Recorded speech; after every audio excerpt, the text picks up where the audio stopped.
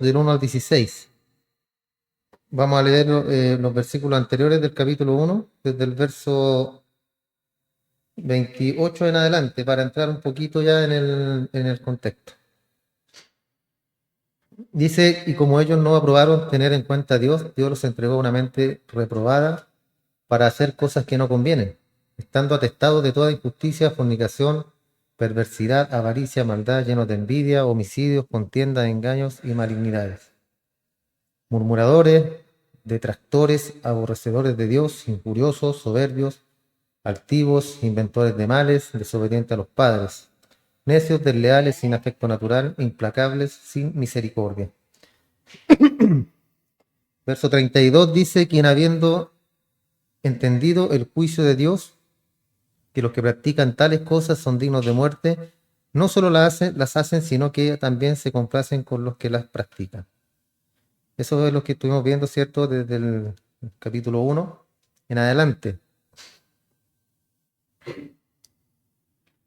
Entonces, en esta etapa en el capítulo 2, hermanos, vamos a estar viendo a las personas que se justifican a sí mismas.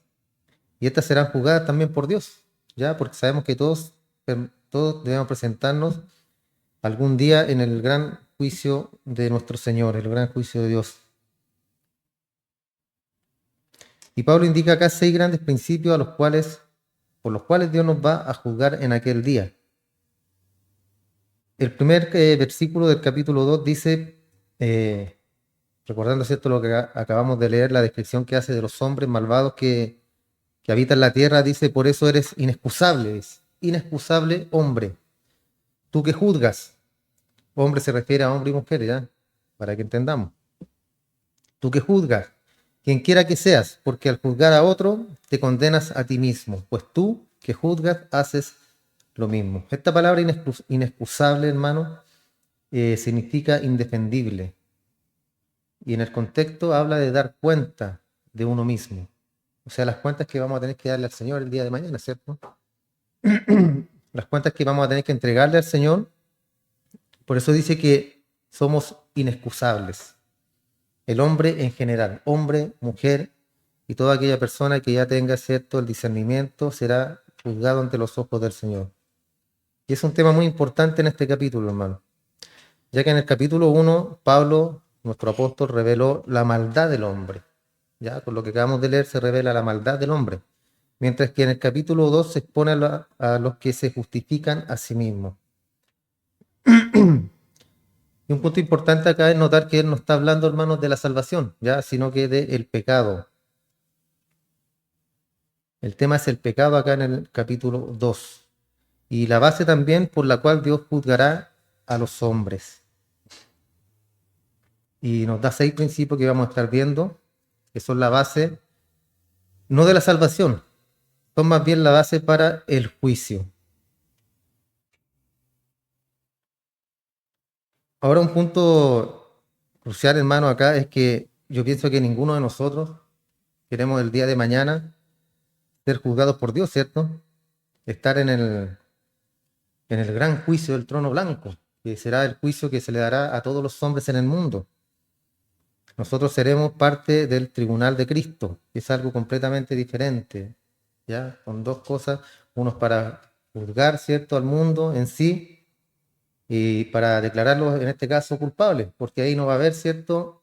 No es que Dios va a decir, a ver, revisemos el caso, usted fue bueno, fue malo, construyó asilos de ancianos, ayudó a los abuelitos, ayudó a los niños, ya, usted es salvo. No, será un juicio condenatorio, donde la condena es culpable. El gran juicio del trono blanco, hermano, donde estaremos todos los que hemos creído en Cristo, ¿ya? A todos los que Él nos ha llamado. Y ahí será para recibir recompensa según haya sido, ¿cierto?, nuestro comportamiento. Entonces nadie quiere nadie quiere el día de mañana ser juzgado por Dios. Por eso damos gracias porque tenemos un Salvador que es Jesucristo. Él nos salvó ya de eso. Entonces la Escritura, hermano, nos muestra el Evangelio como el único medio para obtener la vida eterna, el único. No hay otro medio para llegar al cielo, hermano. El rechazar al Hijo de Dios, al rechazarlo, traemos inmediatamente sobre nosotros el juicio de Dios, la condenación. Y el veredicto, como recién lo mencionamos, es ser culpable. Dios no quiere que ninguno perezca, sino que todos procedan al arrepentimiento. Él quiere que todos se arrepientan. Pero la Escritura nos muestra, ¿cierto?, de que ese es el sentir de Dios. ¿Ya? No es una orden, no es que así va a ser el día de mañana, sino que Él quiere que todos se salven, pero sabemos que la humanidad, desde que Adán pecó, va todo eh, van directamente, ¿cierto?, a la perdición, al infierno. Pero a Dios, ¿cierto?, lo hubiese placido, hubiese querido que todos se salvaran. El apóstol Juan, en su primera carta, en capítulo 5, verso 12, nos dijo que el que tiene al Hijo tiene la vida, y el que tiene la vida, perdón, otra vez, el que tiene al Hijo tiene la vida, el que no tiene al Hijo de Dios no tiene la vida. Después en el Evangelio según San Juan, capítulo 5, verso 24, palabras de nuestro Señor Jesús, dice: de cierto os digo, el que oye mi palabra y crea al que me envió tiene vida eterna, y no vendrá a condenación, sino que ha pasado de muerte a vida. Esa es la promesa de nuestro Señor, ¿cierto? El que oye la palabra y cree en Él, en el que me envió. Este es, cierto, nuestro Dios. Ese tendrá una vida eterna y no será condenado, sino que ha pasado de muerte a tener vida, que es la vida verdadera, ¿cierto? La vida eterna. Jesús también habló acerca de esto. Las conocidas palabras del Evangelio en San Juan, capítulo 3, verso 17. Por lo general le ponemos atención nosotros siempre al 16, ¿cierto? Porque de tal manera, pero después dice, dice: Dios no envió a su Hijo al mundo para condenar al mundo, sino para que el mundo sea salvo por él. Después en el verso 18 dice: el que en él cree no es condenado, pero el que no cree ya ha sido condenado porque no ha creído en el nombre del unigénito Hijo de Dios. Y luego más adelante, en el capítulo 3, también del Evangelio de San Juan, dice: el que cree en el Hijo tiene vida eterna, pero el que se niega a creer en el Hijo no verá la vida, sino que la ira de Dios está sobre él. Y esto es sobre todo el mundo, hermano, ¿ya? No es que aquí está haciendo, no es que esté diferenciando en que yo pueda creer o no pueda creer, sino que él está hablando del mundo en general, porque el mundo en general no cree en el Hijo de Dios. No cree en Cristo a no ser de que Dios, ¿cierto?, lo llame, a no ser de que Dios lo resucite, a ese hombre que está muerto en pecado en el mundo, ¿ya? Aquí no se trata de que yo tengo la elección, de elegir si ser salvo o no quiero ser salvo, de elegir si quiero seguir a Cristo o no quiero seguir a Cristo. Y eso lo vimos, y siempre lo repito, lo vimos en la doctrina de la gracia. Por eso es importante que a veces uno se pierde, hermano, y dice: pero ¿cómo uno elige si nosotros aprendimos que no es elección nuestra? Vuelve a escuchar los temas. Entonces, los que no tienen a Cristo están perdidos. Usted podría ser una persona religiosa, también puede ser una persona buena, moralmente correcta, pero sin Cristo está totalmente perdido. Hay perdición, no hay salvación. Puede ser muy bueno, muy correcto, pero si no está Cristo en nuestro corazón, estamos muertos, estamos fritos, no hay nada más que hacer. Por eso la otra vez mencionábamos cuál era el estándar, ¿cierto? Porque muchas veces nos comparamos nosotros y decimos: pucha, yo veo mi vida y veo la vida de mi hermano fulano y yo no estoy tan mal como él. O sea, ¿ese es tu estándar? ¿El fijarte en la vida de los demás para comparar tu vida espiritual? ¿Recuerdan cuál era el estándar? Cristo, ¿cierto? Muy alto el estándar, pero es el que es el correcto, hermano. Porque si nos ponemos a comparar nosotros nuestra vida con la vida de nuestros hermanos, no vamos a llegar a ninguna parte. En cambio, si la comparamos con Cristo, tenemos la vara muy, muy alta, hermano, muy alta. Y entonces en el capítulo 2 está diciendo: por lo cual eres inexcusable, oh hombre. Como lo mencionamos recién, esta frase hombre, esta palabra hombre es usada en un sentido genérico, hombre o mujer. Y en esta palabra también se incluye tanto a judíos como a gentiles, a cristianos como a no cristianos, en el fondo al ser humano en general. Y después le dice: quien quiera que seas tú que juzgas. Y al usar esta expresión el apóstol pasa de un término general a uno específico, ¿ya? Porque ahí está hablando de un término general, hombre o mujer, y después dice: quien quieres que seas tú que juzgas. Entonces pasa al punto específico de aquello que representaba la humanidad en general, a una persona. Pero aún también acá lo limita a aquellos que juzgan a otros. Y esta palabra usada para juzgar lleva consigo la idea de juzgar, pero en la intención de declarar a otra persona culpable. O sea, de un juicio, está hablando esta palabra acá, cuando habla de quien quiera que seas tú que juzgas. O sea que estás condenando a tu hermano. Y al condenar a tu hermano, te estás poniendo tú en una situación espiritualmente o moralmente mayor a la de tu hermano.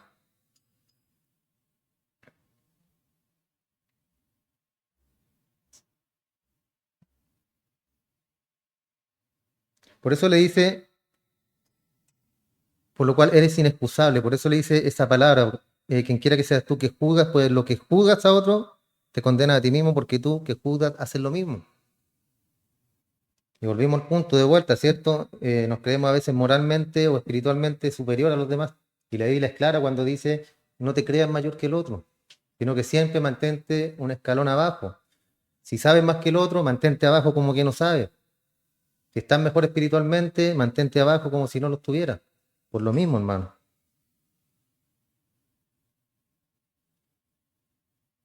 Entonces esta palabra juzgar lleva consigo la idea de juzgar con la intención de declarar a la otra persona culpable.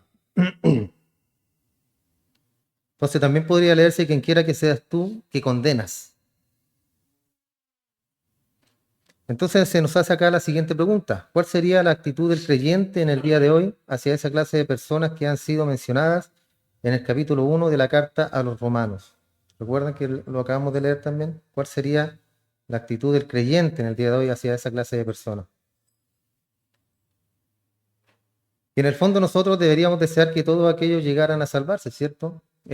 Debiera ser el deseo de cada uno de nosotros, de que todas las personas puedan conocer a Cristo, de que todas las personas lleguen a conocer a este Salvador, pero la Escritura nos muestra claramente que no todos son salvos. Entonces esa debería ser nuestra actitud, la de querer que ellos sean salvos, que conozcan a Cristo. Y aclarando también ante ellos que necesitan ser salvos y que necesitan ser liberados del terrible pecado de la perversión, inmoralidad y de todo lo que vimos, ¿cierto?, en el capítulo 1, de todos esos calificativos que le da el apóstol Pablo al ser humano, al hombre. Entonces debemos tener cuidado, hermano, en cómo leemos esto, porque podemos llegar a una conclusión errada, porque aquí dice, porque tú que juzgas haces lo mismo.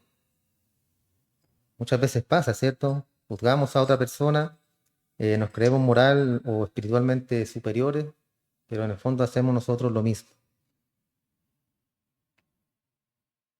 Esta palabra en el griego, que la palabra lo mismo es el griego autos.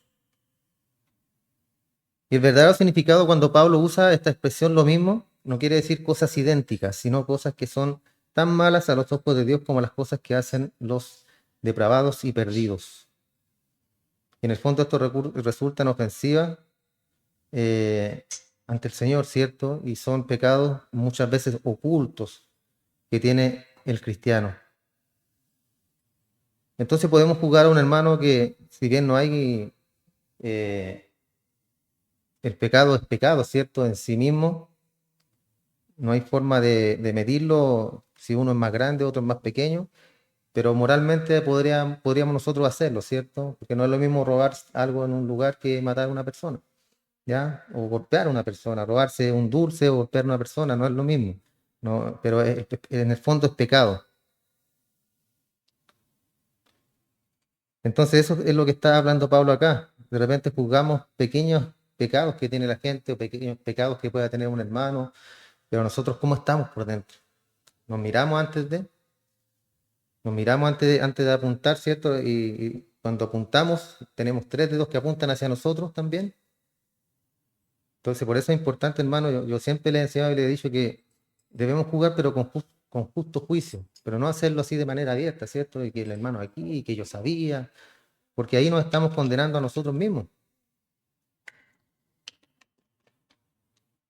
Y Pablo le dice acá, ¿quién eres tú que juzga? Juzga al otro y haces lo mismo. ¿Quién eres tú? Una persona que no era salva dijo una vez que el infierno no podría ser calentado lo suficiente para castigar a una persona como Hitler. Ahí se puso pesada la comparación, ¿cierto? Ahora esta persona que así hablaba estaba juzgando a Hitler. Todos sabemos quién es Hitler, ¿cierto? Y en resumidas cuentas estaba ocupando el lugar de Dios. Y hay muchos hoy en día condenan, ¿cierto?, a otros por sus actitudes o ideas diferentes. Y es necesario aclarar que nosotros muchas veces estamos haciendo lo mismo, hermano. Y somos culpables por hacer esto. Alguien podría decir, no, yo no hago ninguna de esas cosas. Entonces usted está sentado juzgando a aquellas personas que están en su mismo nivel. Ahí se hace una comparación, ¿cierto? Cuando nosotros decimos eso, o decimos, no, yo no hago esas cosas, o yo no podría hacer esas cosas. A lo mejor en algún momento podríamos tener tejado de vidrio, hermano. Entonces, el juzgar a los demás no debe ser una condición que esté en nosotros, sino que siempre debemos guiarnos por la palabra y si el árbol se conoce por el fruto, ver los frutos del árbol, ver cuáles son los frutos que está dando ese árbol.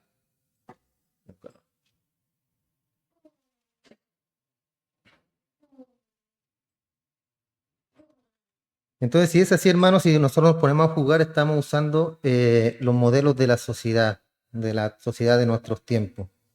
Y si alguien no llega a los niveles que han sido establecidos en su pequeño grupo, pues se le condena.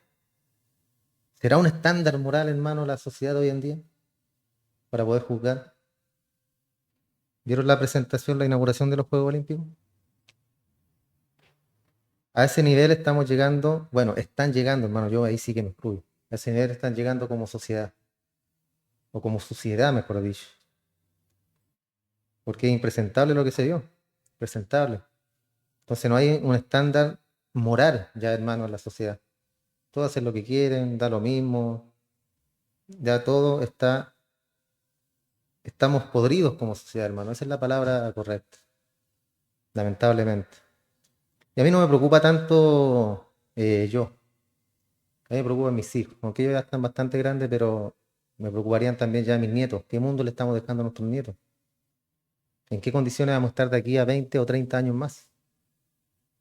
Si es que estamos con vida y salud, si Dios nos permite vivir tanto, yo no sé dónde vamos a llegar, hermano. Entonces, de la misma manera, continuando, Dios está diciendo que si usted cree que tiene el derecho de juzgar a los demás con sus propias normas, entonces Él también tiene el derecho y puede juzgarle a usted según sus propias normas. Y así será, hermano. Así será. Él nos va a juzgar con sus normas divinas el día de mañana. Y hay muchas personas o tipos de personas que piensan que le resultan agradables a Dios. Personas que dicen, ¿cierto? No, mi vida que llevo, yo sé que soy agradable ante Dios. Pero si nosotros pudiéramos vernos como Dios nos ve, pienso que no podríamos soportarnos, hermano. O sea, en ese punto debemos ser siempre humildes. Siempre humildes. ¿Qué soy ante el Señor? Un siervo inútil. No, el gran siervo de Jehová. Yo oro, yo ayuno, oro por todos los hermanos. eh, Hago misa, me voy de rodillas a la compañía. Así que yo estoy bien ante los ojos de Dios. Porque hay personas que son así, hermano. Pero ¿cuál debería ser nuestro nivel correcto como lo dice la palabra, ¿cierto? ¿Qué soy yo? Un siervo y un siervo inútil más encima. Ese es el calificativo que nos corresponde a nosotros como cristianos. En este aspecto, hermano, ¿ya? Porque por otro lado somos hijos de Dios. Aunque somos adoptados, pero somos hijos igual.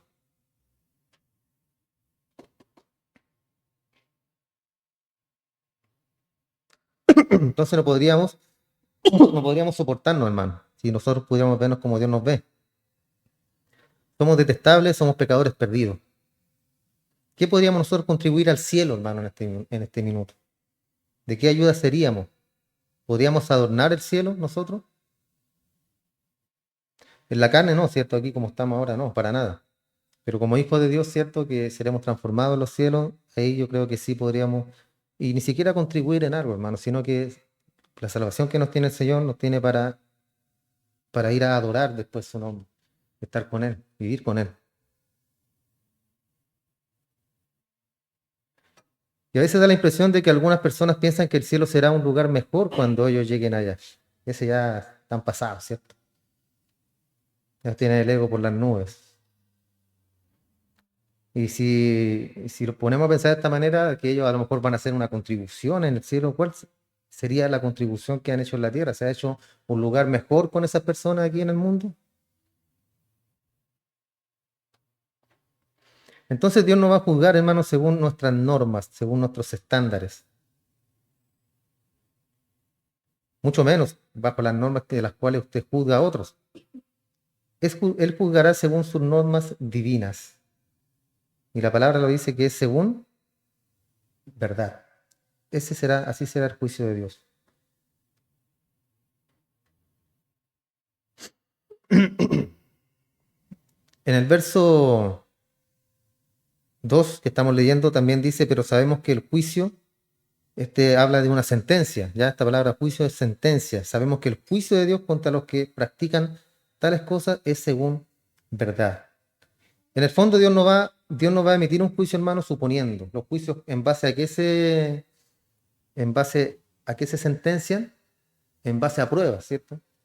Entonces Dios tiene que tener pruebas de lo que yo hice para poder condenarme, para poder sentenciarme. Por eso, si usted está haciendo algo malo, Dios está ahí. Dios está en las cantinas, Dios está en los prostíbulos, estuvo ahí en la apertura horrorosa esa de los Juegos Olímpicos, ahí estaba también. ¿Por qué? Porque el día de mañana Él tendrá que juzgar con pruebas. Y Él es omnisciente, omnipresente, está en todos lados, hermano. Ya no podemos decir que Dios no está en tal lugar porque ahí es un antro de perdición, es un antro de pecado. Así que, por lo tanto, Dios no está ahí. Eso es incorrecto, hermano. Porque el día de mañana Dios va a jugar a aquellas personas que estaban ahí en ese lugar según verdad, como dice acá.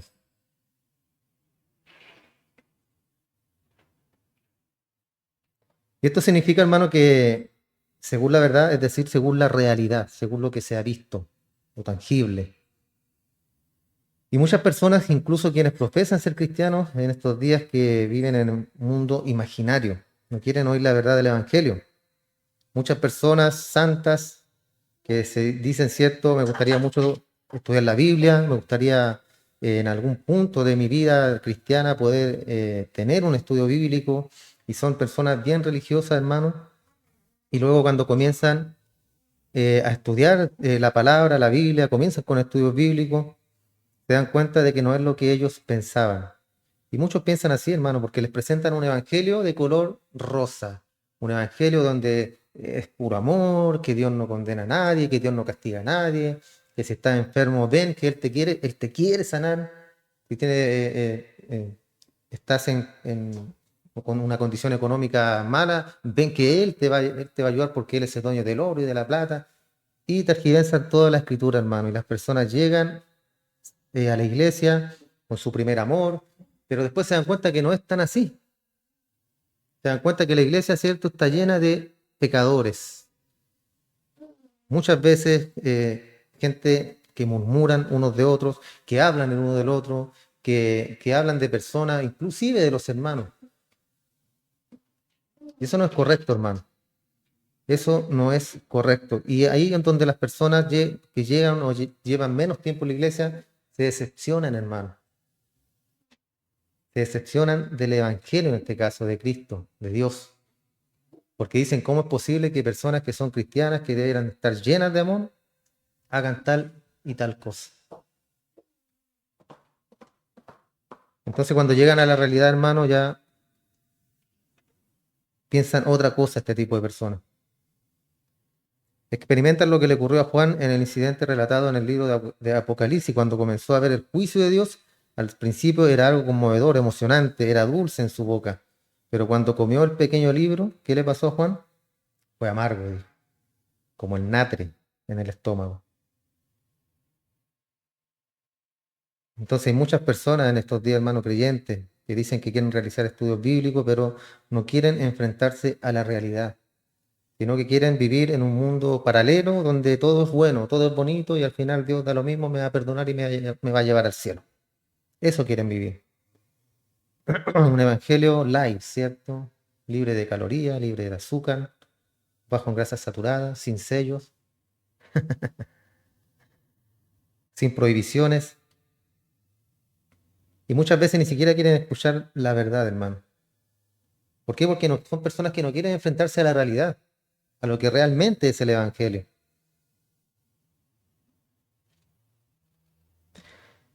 Entonces, la advertencia que dice acá de lo que acabamos de leer, mas sabemos que el juicio de Dios contra los que practican tales cosas es según verdad. Hay un juicio. Sin duda alguna, hermanos, hay un juicio el día de mañana. Y este fue uno de esos grandes principios. Ahora estos son los principios de juicio y no son los principios de salvación, ¿ya? Eso debe quedar claro, hermano. No estamos hablando de salvación, sino que estamos hablando de juicio. ¿El juicio de quién? De todas esas personas que leímos en el capítulo 1. El juicio de Dios para todo ello será según verdad.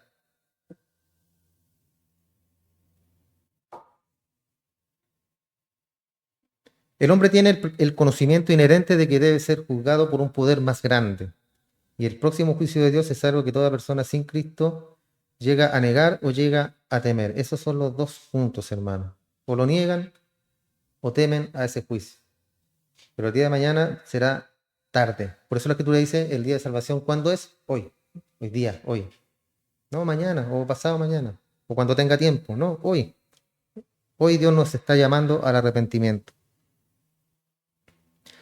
Entonces las Escrituras, hermanos, son claras en el tema del juicio. Pablo, en el libro de los Hechos, capítulo 17, verso 31, dijo a los atenienses, por cuanto ha establecido un día en el cual juzgará al mundo con justicia, por aquel varón a quien designó, acreditándoselo ante todo al haberle levantado de los muertos. ¿Quién es él? Nuestro Señor Jesús. Ahí será cuando el Señor, el día en que juzgará con justicia por aquel varón que designó, que es Cristo. Pablo había debatido con Félix sobre la justicia, el dominio propio y el juicio venidero. ¿Y qué pasó con este hombre? ¿Recuerdan que lo cuenta en el libro de los Hechos? Él le dijo, oh, por poco y me persuades a hacerme cristiano, le dice. Por poquito, casi me convenciste, Pablo, le dice. Y ahí usted ve un corazón, ¿cierto?, que no está abierto y no está entregado a recibir el mensaje. Es un corazón que es igual que todo. Entonces no quiso ir, no quiso recibir aquel sermón que Pablo le entregó. Y el juicio de Dios está en contraste con el juicio del hombre. El hombre no tiene conocimiento de todos los hechos y su juicio es parcial y lleno de prejuicios. Esos son los juicios de los hombres, ¿cierto? Son juicios que no tienen mucho conocimiento.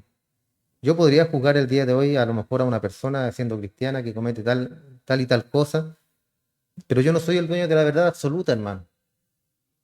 Yo no soy el dueño de la verdad absoluta. Yo no puedo decir, obviamente la Biblia me demuestra cosas que están mal, ¿cierto? Pero de repente hay algunos tabúes en medio por ahí. Entonces, por eso es mejor, ¿cierto?, no juzgar al hermano, sino que si uno lo ve en alguna condición mal, ayudarlo, ayudarlo, no apuntarlo, no juzgarlo. Porque como vuelvo a decirle, hermano, nosotros no conocemos la verdad absoluta. Si fuera así, seríamos Dios, ¿cierto?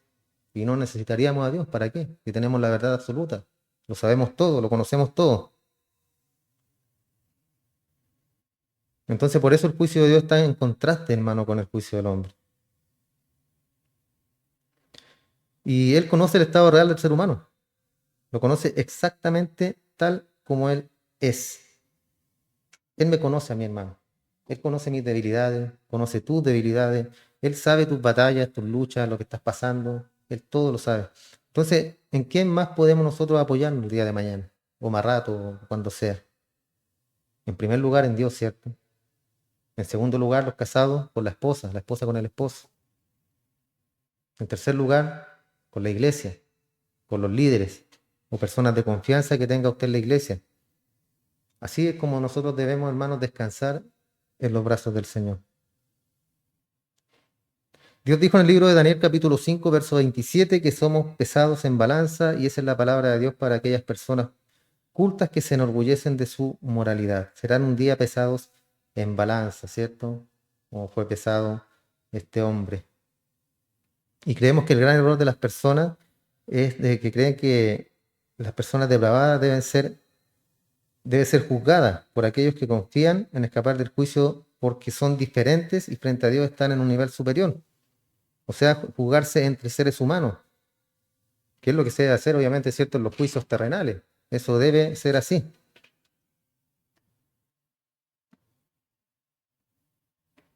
Entonces, este es un error, hermano, cuando nosotros, entre hermanos, entre personas que nos creemos moralmente superior, podamos juzgar a otros. La gran mayoría piensa que los dictadores que cometieron atrocidades deben ser juzgados, pero que ellas deberían escapar al juicio. ¿Hitler podría haber sido salvo, hermano? ¿Qué piensa usted?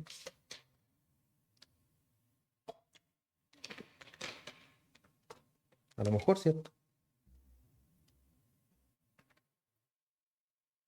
Pero ¿qué es lo que hizo ese hombre? Estaba loquito, ¿cierto? Quería exterminar a todo el pueblo judío. Y por poco lo logra, hermano. Tenemos cierto a Judas que era el hijo de perdición. Usted podría decir, ¿y Judas se podría haber salvado? La Biblia nos demostró, ¿cierto? Nos muestra que no, porque estaba destinado para perdición. Usted podría decirme, ¿pero por qué? ¿Y si él quería ser salvo? ¿Y si en algún momento él quería arrepentirse y salvarse y recibir a Cristo en su corazón? Volvemos al principio, ¿cierto? Por cuanto todos pecaron y están destituidos de la gloria de Dios. O sea, van todos al infierno, hermano, todos, inclusive nosotros íbamos al infierno. Pero a Dios le plació en su misericordia salvar a este, a este, a este, a este, a este, a este. Esa es la idea, ¿se entiende? Porque muchas veces dicen, oye, pero no le dio la oportunidad a Judas que se salvara, o sea, lo destinó para condenación y tú vas a ser condenado. Ese es el juicio, hermano. Ese es el pecado que cometió Adán, que cualquiera de nosotros si hubiera estado en ese lugar lo hubiera hecho de igual forma.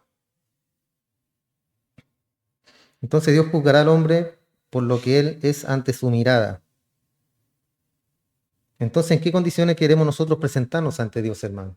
¿O en qué condiciones estamos nosotros ahora, en este minuto, para presentarnos ante Dios?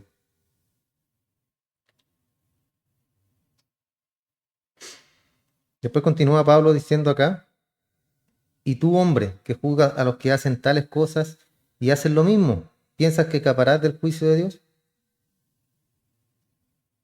Tú que haces lo mismo que el otro,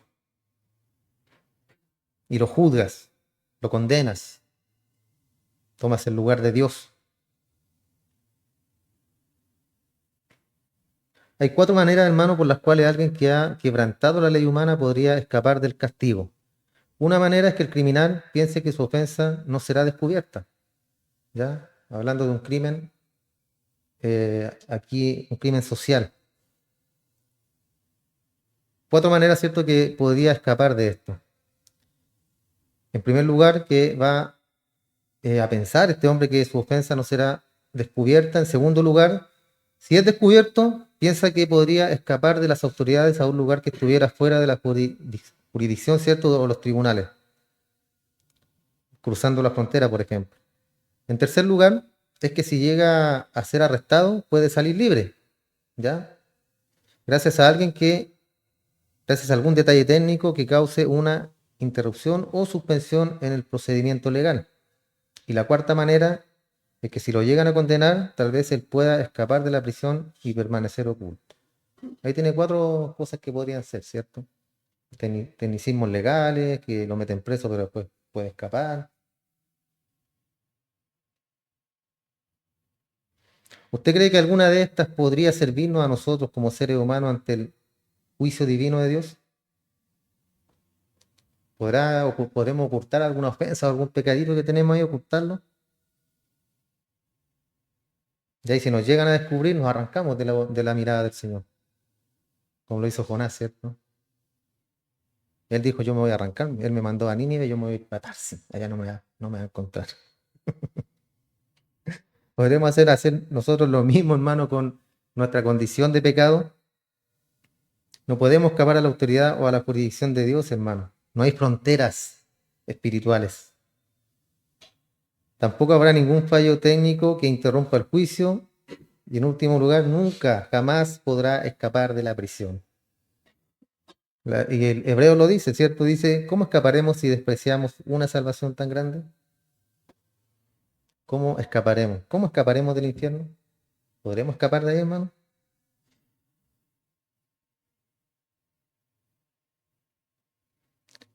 ¿Cómo escaparemos nosotros si descuidamos una salvación tan grande? Luego dijo Pablo en el verso 4 del capítulo 2, o menospreciáis las riquezas de su benignidad, paciencia y generosidad, ignorando que su benignidad te guía al arrepentimiento. En realidad el mundo hace eso, hermano.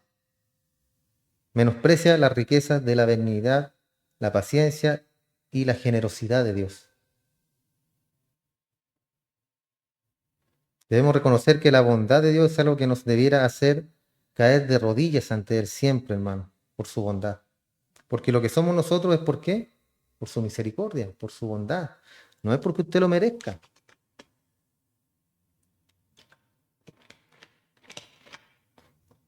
A usted no le va bien porque lo merece. A usted no le va mal porque Dios lo está castigando. Dios trata con cada uno de forma diferente, hermano, siempre. Y Él es un Dios bueno y de bien. Y todas las cosas que nos pasen, a los que amamos a Dios, ¿qué dice? Nos ayudan para bien, siempre. Entonces su bondad, la bondad de Dios, es algo que nos debería hacer caer de rodillas ante Él. Pero en cambio empuja a los hombres lejos de Dios. David estaba preocupado por la forma en que prosperaban los malos. Le parecía que Dios no hacía nada. Y en el Salmo 73, versos 3 y 4, dice David, porque tuve envidia de los arrogantes, envidia, esta palabra, hermano, viendo la prosperidad de los impíos. Muchas veces, y lo hemos tocado, que a veces uno se pregunta por qué hay gente del mundo que prospera tanto, que le va tan bien. Y yo soy cristiano, hijo de Dios, y ahí ando más o menos. No se atribulan por su muerte, pues su vigor está entero. Luego continúa diciendo, no pasan trabajo como los otros mortales, ni son azotados como los demás hombres. Y en el verso 9 y 17, ponen su boca contra el cielo y su lengua pasea la tierra hasta que entrando en el santuario de Dios comprendí el fin de ellos. Ahí estaba David, ¿cierto? Preocupado por los demás, preocupado, sentía envidia de los arrogantes, cómo prosperaban los impíos. Pero el día de mañana, hermano, ellos tendrán que enfrentarse al juicio de Dios. Sabemos que lo que está en esta tierra es algo efímero, pasajero, es algo que el día de mañana ya, eh, como dice un personaje de una serie que veo, en 100 años más vamos a estar muertos y no me importará nada. Y yo siempre he pensado eso, hermano, que uno se preocupa tanto de la vida, de las cosas, y yo tengo 41, 41, tengo 41 años y a lo mejor con suerte vivo 30 años más y en 30 años más ya nada importará, ¿cierto? Porque como dice Proverbios, el finado o el muerto nada sabe. No importará, hermano. Por eso debemos hacer las cosas el día de hoy. Hoy es el tiempo. Hoy es el momento. ¿Quiere perdonar? Perdone hoy. ¿Quiere hacer cosas espiritualmente que le vayan a facilitar su vida diaria? Hágalo hoy. ¿Quiere, no sé, todas las cosas buenas, hermano, que nos entrega el Señor? Aprovéchelas. No se guarde nada para mañana.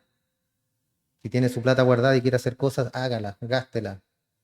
Yo soy de ese pensamiento que si el día de mañana mis viejos, lo que sea, si pueden vender lo que sea, gástense su plata, es su plata. ¿Por qué herencia? Que los hijos trabajen, que los hijos se la ganen. Aunque la escritura nos habla de eso, dice que los padres atesoran para los hijos. Puede ser, hermano, puede ser, pero no te pueden negar, ¿cierto?, a gastar tu dinero, sobre todo en enfermedad, porque preocupado por el día de mañana. ¿Qué vimos hace un tiempo atrás acerca de eso? El día de mañana, en primer lugar, trae su propio afán. Vimos, ¿se acuerdan? Las aves de los cielos, vimos de los afanes, que estamos, ¿podrá usted agregarle un codo a su estatura? ¿Podrá agregarle usted un día a su vida? Entonces siempre caemos en esas cosas, hermano, que al final nos limitan la vida, nos limitan el poder ser felices, porque pensamos en las cosas que van a venir, pensamos en el futuro, que cómo lo vamos a hacer, que qué vamos a hacer, que vamos a... Hermano, descanse, relájese en el Señor. Si usted se esfuerza, si usted trabaja, si usted busca todos los medios para salir adelante, Dios lo va a ayudar. ¿Ya? No tiene que pensar que no, los pajaritos del cielo los alimenta el Señor, así que aquí me quedo yo como un pajarito. Que me llegue la comida a mi casa, que todo me lo traigan. Sí, pero el pajarito va a buscar la semillita, va a buscar la pajita para hacer su nido. El pajarito sale del nido para ir a tomar agüita, porque no tiene agüita en el nido. Entonces, en esas cosas nosotros debemos enfocarnos, hermano, en cómo sobrellevar la vida que Dios nos está dando ahora, hoy. Y no pensar en el futuro, no pensar en los demás, no pensar en el otro, no pensar en el vecino que cambió el auto, en el vecino que se está ampliando, en el vecino que le va bien. Y cuando le va bien dice, no, si ese droga, ese vende droga. Es lo primero que piensan, ¿cierto? Cuando a alguien le va bien, no, ese vende droga. O sea, no hay esfuerzo, hermano, detrás, no hay trabajo. Claro que lo hay. Entonces de eso estaba preocupado David. Y en el fondo ellos van a tener que enfrentarse al juicio de Dios. Todas estas personas, hermano, todos. Ahora, si usted es una persona perdida, es decir, que no tiene una relación con Dios y no ha confiado en Cristo y su única esperanza de vida, ¿cierto? Entonces trate de extraerle todo lo que pueda a esta vida. Como decían los gladiadores romanos, antes de luchar entre sí, hasta la muerte, comamos y bebamos que mañana moriremos. Una persona sin Dios, sin Cristo, hermano, disfruta la vida de una forma, cuando tienen mucho dinero, como ellos quieren, muchas veces hasta se pervierten porque ya no saben qué hacer con tanta plata. Y si son personas perdidas, bueno, que lo hagan, es su vida, es su dinero, ellos sabrán, después el día de mañana tendrán que rendirle cuenta al Señor. Y esto decían estos gladiadores romanos porque luchaban hasta la muerte, hermano. Entonces el día anterior decían ellos, comamos, bebamos, porque mañana vamos, quizás vamos a morir. Y ya nos vamos a degustar de esta pierna de pollo, ¿cierto? Una chuleta asada, lo que sea que comían en ese tiempo. Verso 5. Pero por tu dureza y por tu corazón no arrepentido, atesoras para ti mismo ira para el día de la ira y de la revelación del justo juicio de Dios. ¿Por qué? Por tu dureza y por tu corazón no arrepentido. Esto habla del corazón en conjunto, hermano. En conjunto. Recuerden que en el Antiguo Testamento habla acerca del corazón, que va a cambiar el corazón de piedra y le dice, y te pondré un corazón de carne, un corazón que sienta, un corazón que ame.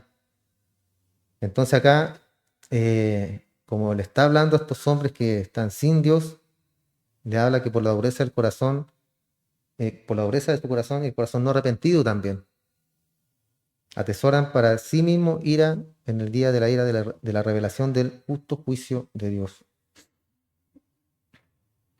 Y así hay muchas personas, hermanos, que no son salvos, personas no cristianas, y saben que Dios ha sido bondadoso con ellos. Dios los ha bendecido, pero eso no los ha traído a Él.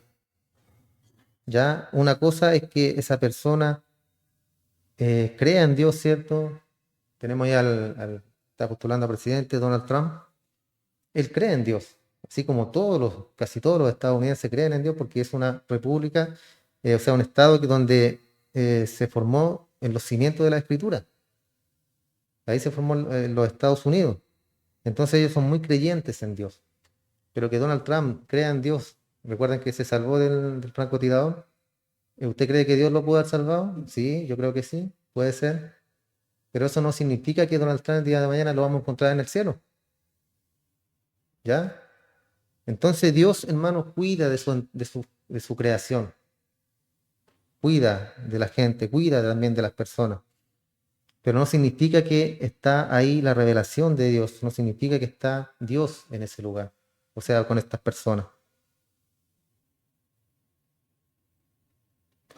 Cuando usted piensa en los pobres que están padeciendo de hambre en tantos lugares del mundo y en las abundantes bendiciones que usted tiene, aun siendo pecador, ¿piensa acaso que Dios no le juzgará? ¿Piensa que de alguna manera logrará escapar? La misma bondad de Dios le tendría que llevar al arrepentimiento.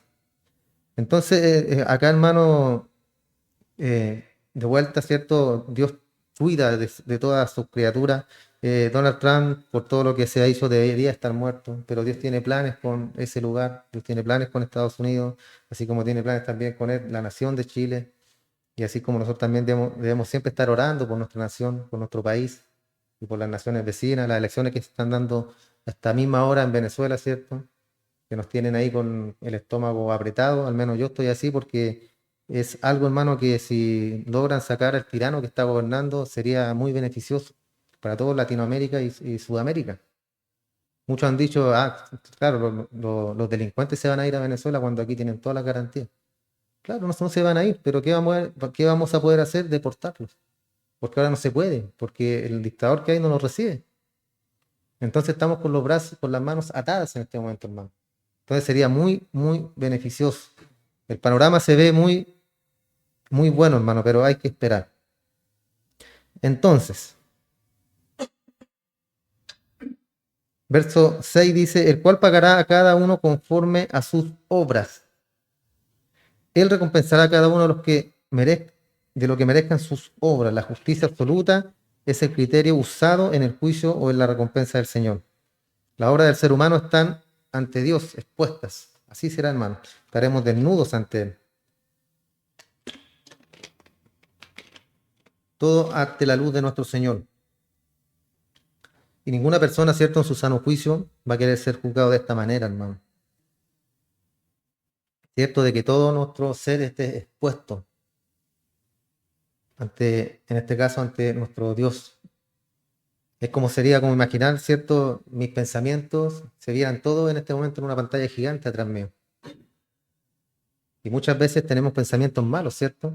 Muchas veces tenemos pensamientos o cosas que hemos visto que vienen a nuestra mente. Entonces, ¿qué es lo que haría cualquiera de nosotros si pudiera hacer eso, ¿cierto? Si anduviéramos con una pantallita arriba de nuestra cabeza con todo lo que pensamos, huiríamos. Huiríamos a estar solos, hermano.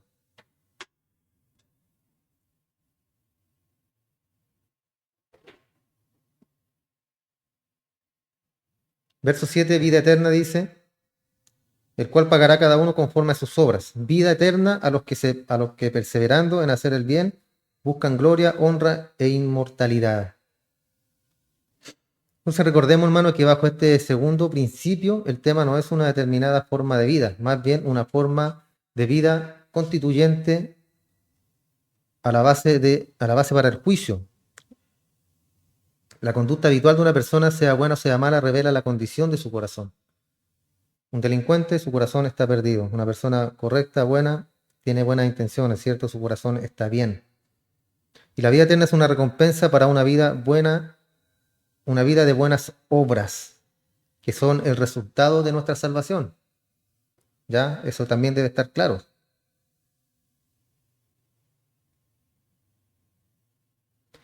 Entonces ello contradeciría a muchos otros pasajes bíblicos que afirman con claridad que la salvación no se obtiene por las buenas obras, sino que se otorga totalmente por la gracia de Dios a aquellos que creen. Obras es el resultado de la salvación, no es el medio para yo salvarme, ¿ya? Una persona que realiza obras buenas demuestra que su corazón ha sido regenerado por Dios. Junto con la salvación, la regeneración, vienen incluidas las buenas obras. Y a la inversa, si una persona que obra mal continuamente y rechaza la verdad, demuestra que no ha sido regenerada. Y en consecuencia será objeto de la ira y el juicio de Dios. Verso 8 al 11. Pero ira y enojo a los que son contenciosos, y no obedecen a la verdad, sino que obedecen a la injusticia. Tribulación y angustia sobre todo ser humano que hace lo malo, sobre el judío en primer lugar y también para el griego. En cambio, gloria, honra y paz a todo el que hace lo bueno, al judío en primer lugar y también al que no lo es. Porque para Dios no hay acepción de personas. Esto pasa, hermano, cuando ya el pueblo de Israel endurece su corazón y dice el Señor, ya, ahora la salvación y el evangelio será para todos. Por eso Pablo habla para judío primeramente, que fue cierto el pueblo que elegido por el Señor, para el judío y después para el griego. Y hablando del griego, habla de los que o sea, que son personas mundanas, personas que no están dentro del evangelio. A todo el mundo en este caso. toda persona ya puede ser salva. Y acá en el verso 11 tenemos el tercer principio por el cual viene el juicio de Dios, porque no hay acepción de persona para con Dios. O sea, Dios no hace diferencia entre uno y otro. No hay diferencia de personas para el Señor, hermano. Y es uno de los grandes principios del Antiguo Testamento. Deuteronomio capítulo 10, verso 17 dice, porque el Señor nuestro Dios es Dios de dioses y Señor de señores, Dios grande, poderoso y temible, que no hace acepción de personas ni recibe sobornos. Desde el Antiguo Testamento, ¿cierto? Ya se veía venir, ¿cierto? Lo que iba a hacer nuestro Señor Jesús. Así como David también es un ejemplo de cómo iba a ser después la gracia divina, porque según la ley David debía morir, pero fue perdonado por Dios. Es lo que pasó después de que Cristo murió por cada uno de nosotros, hermano. Simón Pedro se dio cuenta de esto cuando entró al hogar de Cornelio y dijo que en ese momento entendía que Dios no hacía diferencia entre una persona y otra. En Hechos 10:34 aparece esto. Cuando Dios, cierto, Pedro estaba en la azotea y le dijo, le puso el manto, ¿recuerdan? De toda ave, le dijo, mata y come. Y dijo, yo, Señor, no como cosas inmundas. Y el Señor le dice, lo que Dios ha santificado no lo llames tú inmundo. Y ahí lo manda a la casa de Cornelio, que era un gentil. Y cuando llegó allá estaban todos hablando en lenguas. Y ahí Pedro entendió, dijo, a eso se refería. Dios no hace acepción de personas. La salvación ahora es para todos. Así también que para Dios no hay favoritos, hermano. Así que si usted se cree un favorito de Dios, saque inmediatamente esa idea de su cabeza. Él no tiene hijos mimados. Para él todos los hombres son iguales, hombres y mujeres, iguales ante él. La justicia tiene los ojos vendados no porque es ciega, sino para no ver la diferencia entre el rico y el pobre. Todos deben ser iguales delante de la justicia. Aunque a veces se levanta el pañito, ¿cierto? Para ver quién es. Una membresía en una iglesia, pertenecer a una buena familia cristiana o ser ciudadano destacado, no le da a uno ninguna ventaja delante de Dios. La cuestión verdaderamente importante es, ¿tiene usted un Salvador o no tiene usted un Salvador?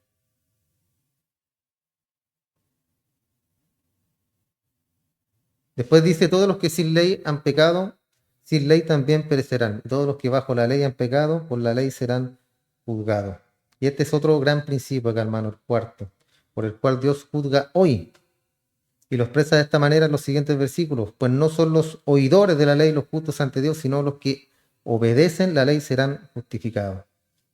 Entonces aquí leemos, hermano, todos los que sin ley han pecado, sin ley también perecerán. Y también serán juzgados, ¿cierto? Las tribus que, a donde no ha llegado el Evangelio y todas esas personas que han muerto sin Cristo, serán juzgados por la ley que está en sus corazones. Porque lo sabemos, ¿cierto? Sabemos, aunque estemos sin Cristo, aunque estemos sin Dios, sabemos cuando las cosas son buenas y cuando las cosas son malas. Las sabemos. ¿Ya? Entonces todos los que han estado sin Cristo, han perecido sin Cristo, será la base para el juicio para ellos.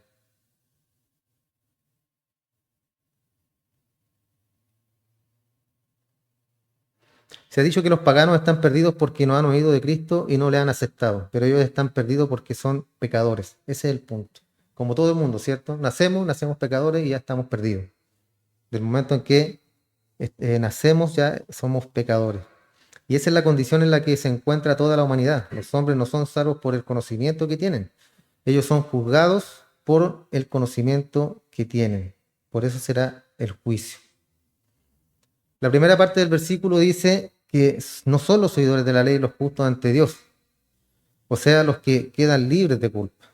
Muchas personas piensan que si simplemente dan su aprobación al sermón del monte, son salvos. Y quienes obedecen la ley y son declarados justos. Dios no declara justo ni da la vida eterna a aquellos que creen que hacen buenas obras. Eso no es así. Volvemos al tema de las obras, sino a aquellos que creen en Él. Esa es la diferencia, hermano.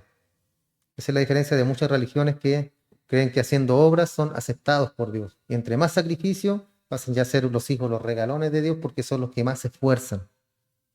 Y no es así, sino que aquellos a quienes creen en Él. Y eso trae consigo consigo las obras, ¿cierto? Y un corazón regenerado. El verso 14, cuando los gentiles que no tienen la ley hacen por naturaleza lo que es de la ley, esto, aunque no tengan la ley, son ley para sí mismos. Eso es lo que les explicaba recién, ¿se fijan? Mostrando la obra de la ley escrita en sus corazones, dando testimonio en su conciencia y acusándolos o defendiéndolos su razonamiento. Eso es lo que habla de la ley que es por naturaleza, la que está en nosotros, en cada uno cuando nace, cuando tenemos discernimiento.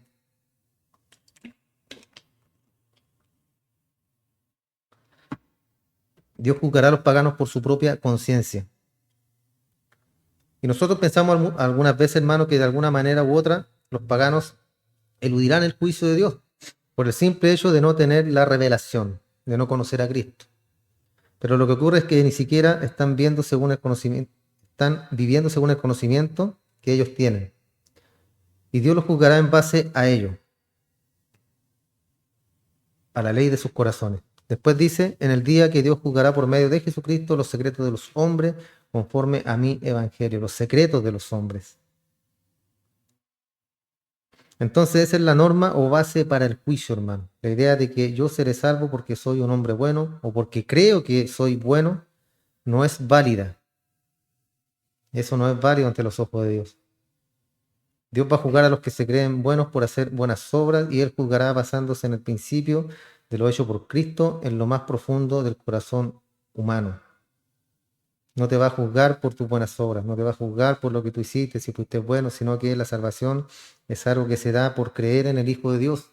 Las obras son el resultado de la salvación y el día del juicio nos recompensará en base a lo que nosotros hemos hecho, ya que son las obras, no es contradictorio.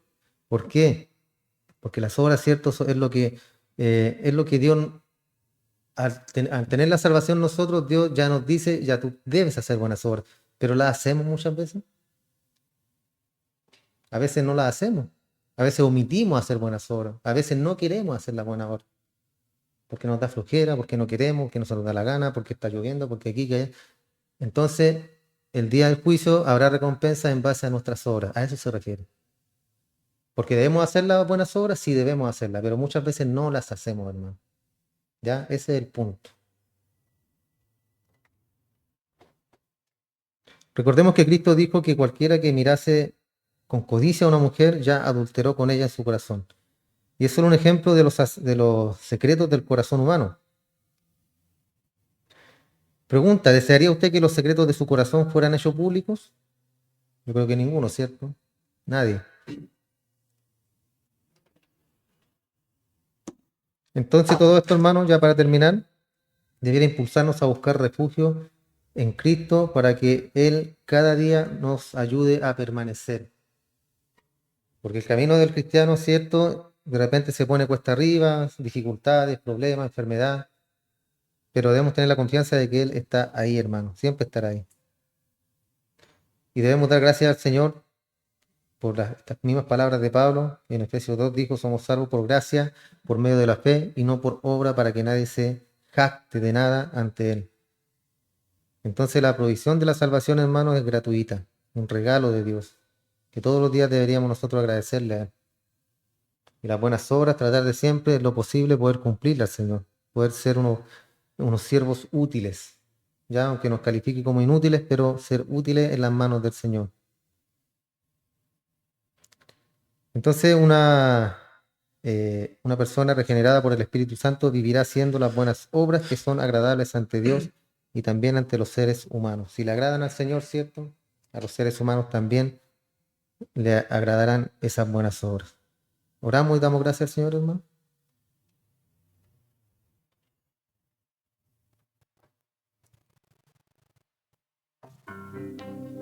Eterno Dios, en el nombre de Jesús, le damos muchas gracias, mi buen Padre, por este tiempo que hemos tenido en tu palabra, para poder aprender, para poder llenar nuestro corazón, Padre Santo, de tu palabra, de lo que tú quieres enseñarnos. Muchas gracias por la vida, por la salud que nos entregas cada día, el alimento, el trabajo. Gracias por tener un techo donde poder refugiarnos, Señor, una cama donde recostar nuestro cuerpo. Agradecemos todas esas cosas que son cotidianas a nuestra vida, pero milagrosas a la vez también, Señor. Porque tenemos el privilegio de poder contar con usted, mi Señor, que es el dueño del oro, de la plata y que sustenta nuestros hogares según su voluntad, mi Señor. Muchas gracias por todo eso. Bendiga a cada uno de los que el día de hoy han llegado a este lugar, los que nos ven por las redes también, Padre. Nuestra hermana Verónica en Paredones, una bendición para ella, mi Señor, ayúdala, bendígala, Padre Santo, conforte su mente, conforte su corazón, conforte su espíritu, mi Señor amado, para que cada día siga ella, siga confiando en ti, Padre, que ella pueda ser un canal de bendición para la gente que está en ese lugar, que ella pueda bendecir a cada uno de los que están en ese lugar y ser luz para usted, mi Señor, según sus obras. Nuestra hermana Inés también, una bendición para ella, Señor, guárdela, ayúdela, protéjala, y haga su voluntad, mi Señor, en su vida. Bendígala, Padre, espiritualmente, ayúdela con sus problemas, con sus enfermedades que tiene, mi Señor. Acompáñala a cada instante, mi Señor, y si hay algo que está estorbando en su vida, en su corazón, hágaselo usted revelar por medio de la oración que ella tiene y la comunión que tiene ella junto a usted, Padre. Gracias por cada uno de los hermanos que están en este lugar, por cada familia representada, mi Señor. Bendígalos, que nunca falte en su mesa el pan y el agua, que es su promesa, Señor. Entregamos todo este tema, esta predicación, Señor, en sus manos, y rogando que haya llegado como un perfume agradable, Señor, ante su presencia, y que llegue como un regalo también a los corazones de cada uno de nuestros hermanos, que es tu palabra, que es la enseñanza, mi Señor. En el nombre de Jesús te damos muchas gracias, Padre. Amén